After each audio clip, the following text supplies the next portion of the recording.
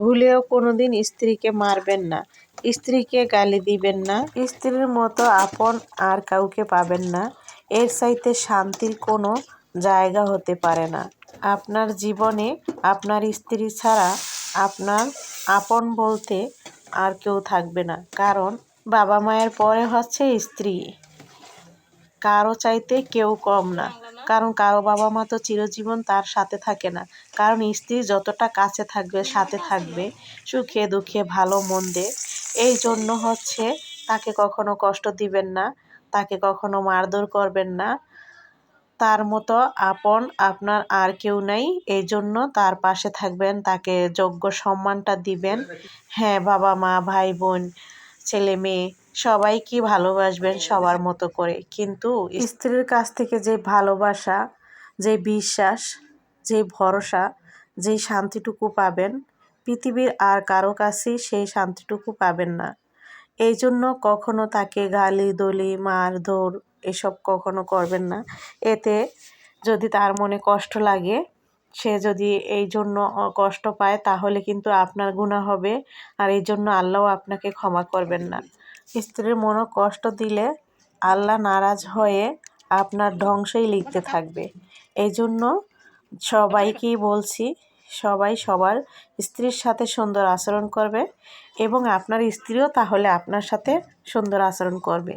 কারণ স্ত্রীরা কখনো স্বামীর সাথে খারাপ আচরণ করতে চায় না, আর স্বামীরা তাকে বাধ্য করে। এই জন্য বলছি, আপনি ভালো ব্যবহার করবেন, ইনশাআল্লাহ সেও আপনার সাথে ভালো ব্যবহার করবে। সম্মানিত দর্শক, আসসালামু আলাইকুম। আমি ফাতেমা বলছি নারায়ণগঞ্জ থেকে। সবাইকে ওয়েলকাম জানিয়ে শুরু করছি নতুন আরও একটি লাইফস্টাইল ব্লগ। আশা করছি পুরো ভিডিওটি শেষ পর্যন্ত দেখবেন, ইনশাআল্লাহ ভিডিওটি আপনাদের কাছে ভালো লাগবে। এই তো আমার বিজনেসের কিছু 3 পিস কালেকশন আপনাদের সাথে শেয়ার করলাম শুরুর দিকে। আর এখন যে দেখাইতেছে এগুলো হচ্ছে আমার মেয়ের। তো এই যে মেয়ে হচ্ছে কিছু কেনাকাটা করেছে। এই যে গলার সেটটা, এটা হচ্ছে ও অনুষ্ঠানে যে ওই যে আমাদের যে অনুষ্ঠান আছে, তো সেখানে গায়ে হলুদে এটা পরবে, এই জন্য আনা হয়েছে। কানের দুল, তারপর হচ্ছে এই তো অনেক কিছুই আনা হয়েছে। যাই হোক, তারপর হচ্ছে ব্যাগও আনছে, জুতা এসব আর কি কিছু কেনাকাটা করলো। তারপর হচ্ছে আমি এখানে কাপড় কাটিং করতেছি। এই তো একটি হচ্ছে সিল্কের মানে জর্জেট যে জামা, সেটা কাটিং করতেছি।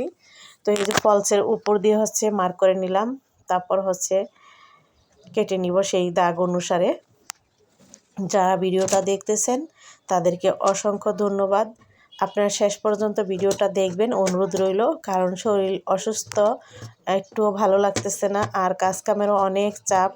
তারপরও আপনাদের সাথে ভিডিও শেয়ার করি, কারণ চ্যানেলের কথা তো আমরা যারা ইউটিউবিং করি সবাই জানি। চ্যানেলের কথা চিন্তা করে কিন্তু একদিনও ভিডিও মিস করি না, কারণ তাহলে তো আমাদের চ্যানেলের অনেক সমস্যা হবে। আর আপনারা এই কষ্ট করে ভিডিওটা বানানোর মূল্যটা দিবেন, কারণ অনেকেই একটু না দেখে টেনে চলে যায়। আসলে সেভাবে দেখলে চ্যানেলের ক্ষতি হয়। তো আপনারা মনোযোগ সহকারে দেখবেন, তারপর একটা গঠনমূলক কমেন্ট করবেন। তো এই তো 30টাকে কেটে নেওয়ার পর হাতাটাকে কাটিং করে নিচ্ছি।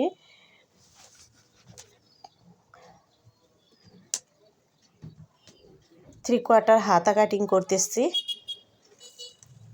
এটা যেহেতু জর্জেট, এখানে আমি আর ফলস দিব না। তো চাইলে কিন্তু এখানে ফলসও দেওয়া যায়, তবে বেশি ভারী হয়ে যাবে। যেহেতু এটা জর্জেট, এই জন্য আর লাগবে না। যদি আবার বেশি পাতলা হতো, টিস্যু হতো, তাহলে কিন্তু আবার দেওয়াই লাগতো। যাই হোক, এই তো কেটে নিয়েছি, আর অনেকগুলো কাপড় কেটে নিয়েছি। দেখুন, এগুলো কেটে কুটে নিয়েছি সকালের দিকে। দুপুরে বসে সেলাই করেছি, সেটা আর শেয়ার করি নেই। এরপর হচ্ছে বিকেলের দিকে তো মানে আসরের নামাজ পড়ে ইফতার আয়োজন, তারপর রান্নাবান্না সব কিছুই করতে হয়। তো এখানে আজকে টানা কয়েকদিন ধরে হচ্ছে আমরা খিচুড়ি খাইতেছি। মাঝখানে একদিন মানে এর আগের ভিডিওতে ছিল খিচুড়ি রান্না, তারপর হচ্ছে নান রুটি, পোড়া মুরগি এগুলো খাওয়া হয়েছে। এরপর আবার কালকেও কিন্তু খিচুড়ি খাওয়া হয়েছে। আজকেও কিন্তু পাতলা যে খিচুড়িটা সেটা খাওয়া হবে, সেটাও রান্না করেছি। আর ভোর রাতে খাওয়ার জন্য চিংড়ি মাছ, তারপর হচ্ছে ভাত রান্না করা হয়েছে। তো যাই হোক, আপনারা দেখুন, এটা ছিল কালকের। আর এই আজকে আবার লেটকা যে খিচুড়িটা সেটা রান্না করেছি, মানে 2 দিন 2টা খিচুড়ি রান্না করেছি ইদানিং। তো যাই হোক, এখন খিচুড়িটাকে আমি বাগার দিয়ে দিব। এখানে মুরগির মাংস দিয়ে রান্না করতেছি। বুকের মাংস ছিল ঘরে রোস্টের, যেটা সেই মাংসগুলো এখানে আমি দিয়ে দিয়েছি। তারপর হচ্ছে বাগার দিয়ে দিলাম, তারপর ধনিয়া পাতা দিয়ে এখন নামিয়ে নিব। ওই পাশে কিন্তু ভাজা পোড়া হয়ে গেছে, এখন চিংড়ি মাছটাকে ভেজে রান্না করব। তো এই যে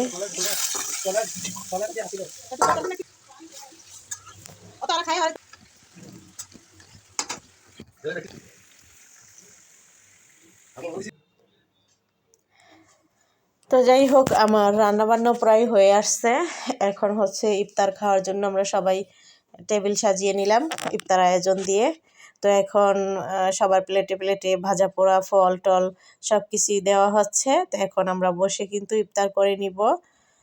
তো যারা ভিডিওটা এতক্ষণ ধৈর্য ধরে দেখলেন তাদেরকে অসংখ্য ধন্যবাদ। যারা এখনও আমার চ্যানেলটিকে সাবস্ক্রাইব করেন নাই, প্লিজ আমার চ্যানেলটিকে সাবস্ক্রাইব করে দিবেন। যারা অলরেডি করে দিয়েছেন তাদেরকে অসংখ্য ধন্যবাদ।